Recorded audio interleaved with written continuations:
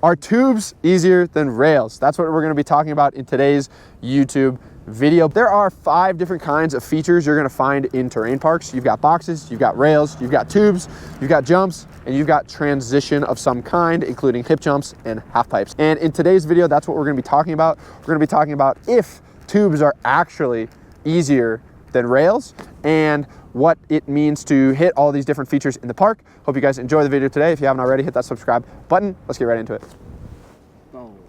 Oh, S-rails are scary. Oh, that was a good effort. First things first, we're gonna go into boxes. We're gonna go over the pros and cons of every one of those 5 different features that you're gonna find in a park. Some of the pros of boxes, you can go straight, you can go fast, and a lot of times they're not hop-ons. They're really easy for beginners, and for the most part, they're in all of the like bunny hill parks or beginner parks, which is really good. Some cons of boxes though are you cannot edge at all. You can't set an edge, and if you do, you'll fall on your face, fall on your butt, and it's never a good time. Another con of boxes is you can't really hop on from the side. You're gonna if you hop on from the side of a box, you're gonna hit the box and then slowly drift to whatever direction you came on from. So that's why a lot of boxes are just ride-ons. Another thing that we'll be talking about with pretty much all of the features is gonna be fear factor. We'll put a little Fear Factor logo in the bottom right corner. Fun fact, Joe Rogan was the host of Fear Factor, if you didn't know that, but did you know that? I knew that, yeah. Oh, okay, he knew that, okay. But yeah, the fear factor is definitely something that you wanna keep in consideration with everything you're doing. Boxes are definitely on the lowest level of the fear factor. They're pretty forgiving, they're pretty chill, and that's why they're pretty much for beginners. And we're gonna go over some of the things you want to remember while hitting these boxes. We got a nice flat box behind us here, and it's not a ride-on. You cannot just ride straight onto this box, so I'm gonna be ollieing straight on.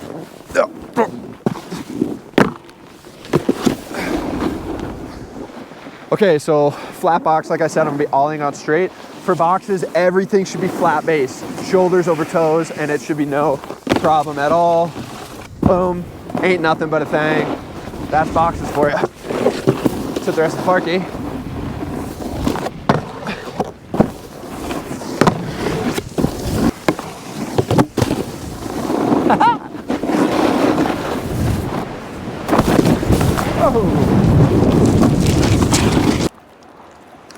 Not bad. I was kind of lippy today, which is a perfect segue. We're gonna be talking about jumps when we get on the chairlift. But remember, by the end of this video, we're gonna determine if tubes are in fact harder or easier than rails. Don't forget to subscribe. Stick with it, come on. You're gonna find out. It's a controversial opinion. Rails might be easier, who knows? Let's talk about jumps on the lift. Okay, we're gonna talk about jumps.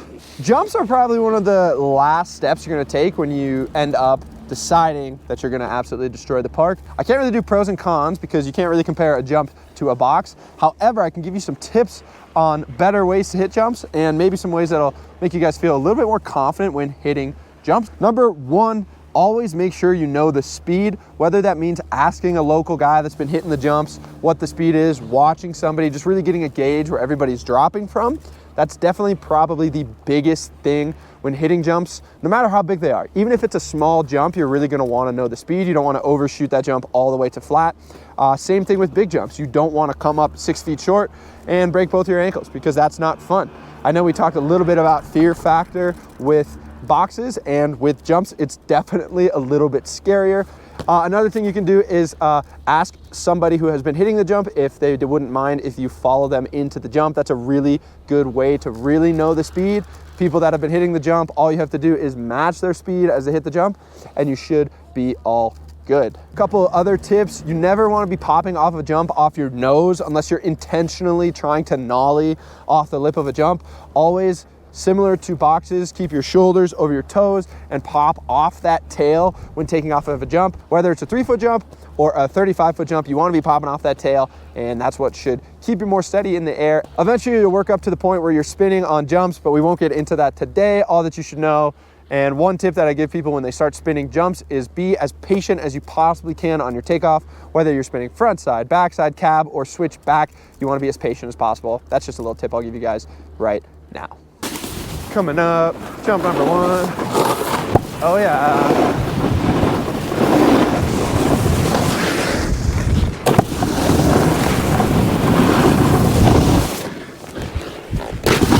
Oh, dude, it's so much poppier than it used to be.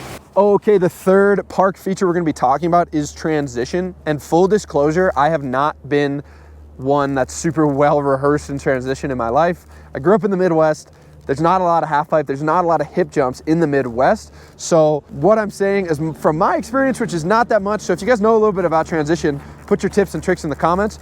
But this is what I have learned over the years from my journeys all over the place. But transition is all about edges and holding a good edge and holding your speed. We've got one hip jump at the top here, and that's usually kind of my extent of transition. I've been through super pipes, I've rode slushy pipes before. It's a really good time. But like I said, the biggest tip I can say for transition is confidence. Really be patient on your edges, and it's really all about edge control for sure. Fear factor on transition is crazy. If you've ever been through a super pipe, it's like riding underneath a house. It's crazy, but yeah, we'll show you a little clip of transition here. Don't know much about it, but like I said, comment if you do. That's real sketch.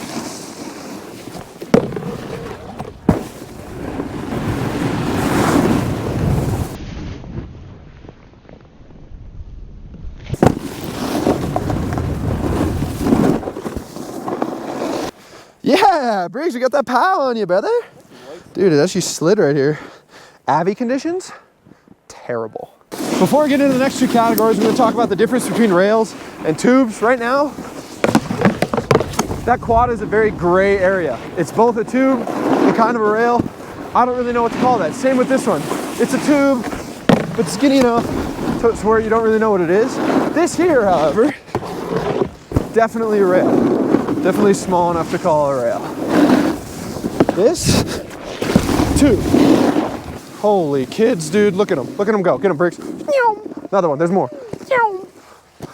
So as you kind of saw in that one, there's a bunch of different kinds of tubes and rails, and there's definitely a gray area in between all of it.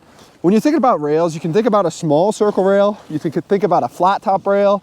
You can think about a double barrel rail when it's like two rails kind of put together. So when it comes to like defining what a rail actually is, there's definitely a gray area. And especially in our parks, there's a lot of tubes that are like right on the borderline of is it a rail, is it a tube? But that's definitely something we can leave the comments to debate. Right now, we're gonna go rip down to the park at the tow rope, and we're gonna get on some rails, and we're really gonna get into the original question of this video, if tubes are actually easier than rails. Oh my God.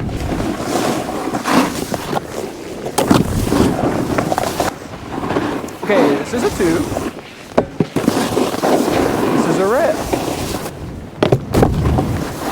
This is also a rail. Oh my God.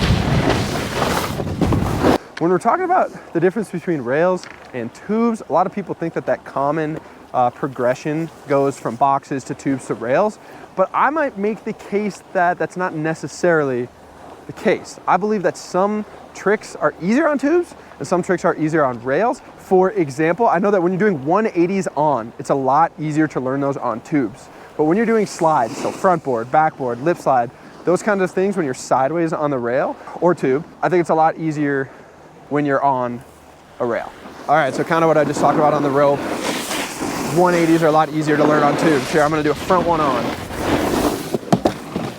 And slides are a lot easier on rails. Here, I'm gonna do a switch lip slide. This is a lot easier to do on a rail.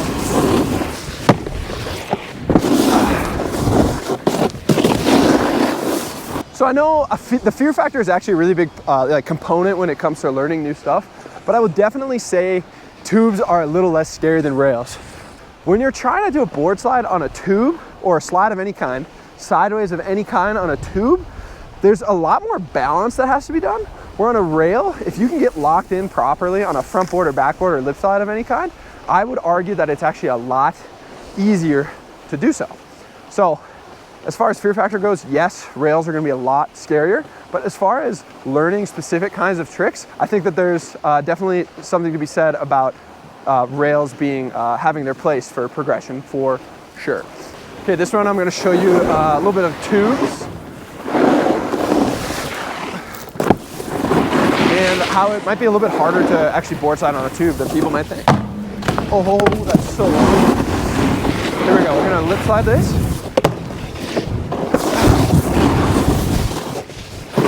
Okay, you guys saw that. The board slide on the tube, I would argue, is a little bit harder. There's a lot of weight distribution and a lot more friction going on between your feet. On a rail, it's really nice. You can just set that edge really hard and get really locked in. Another thing is when you're spinning off of features, I argued that rails might actually be easier than tubes. Tubes, you have to be falling off of one side, where on a rail, it's very easy to torsionally flex your board, get on the right toe or heel side edge for spinning off of a rail. Where on a tube, there's just so much surface area that in order to spin off the tube properly, you either have to be going really fast, keeping momentum, and go perfectly off the end, or almost falling off early. I hope that made sense. It made sense in my mind.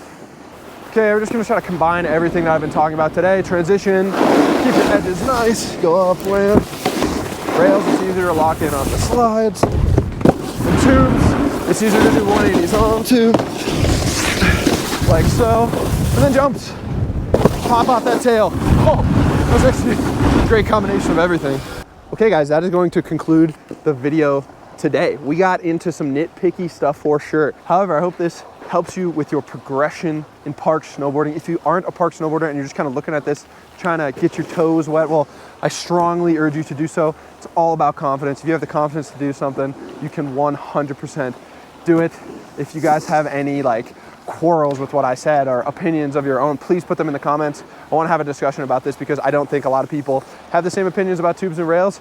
You know, we got to the end of the video here and I'm not sure if we really decided if tubes are in fact easier than rails. So put that down below in the comments. Hope you guys had a good one. Subscribe if you haven't already. See you in the next one.